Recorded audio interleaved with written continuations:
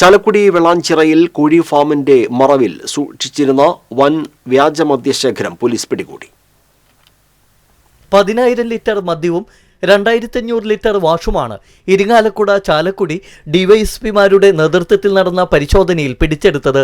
സംഭവവുമായി ബന്ധപ്പെട്ട് മുൻ ആളൂർ പഞ്ചായത്ത് അംഗവും BJP നേതാവുമായ പീനിക്കപ്പറമ്പിൽ ലാലു, ഇയാളുടെ സഹായി കട്ടപ്പന സ്വദേശി താണിക്കപ്പാറ വീട്ടിൽ ലോറൻസ് മാത്യു എന്നിവരാണ് അറസ്റ്റിലായത്. ബൈജുവിന്റെ ഉടമസ്ഥതയിലുള്ളതാണ് കോഴി ഫാം. ഇതോടനുബന്ധിച്ചുള്ള വലിയ ഷെഡിലായിരുന്നു മദ്യം സൂക്ഷിച്ചിരുന്നത്.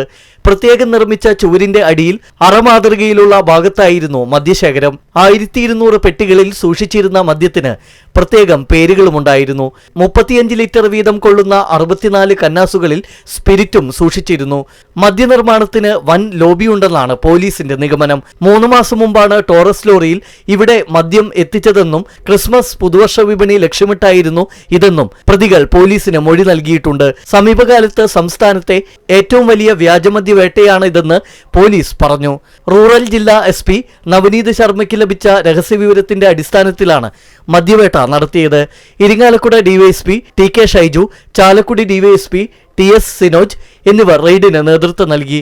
SIമാരായ Aristoris, Joshi, Radhakrishnan, M Satheesan, Raghu, Radhakrishnan, CO Job, VG Stephen, Roy Paulose, ASIമാരായ ഷിജോ തോമസ്, AU റെജി തുടങ്ങിയവരും റെയ്ഡ് നടത്തിയ സംഘത്തിലുണ്ടായിരുന്നു.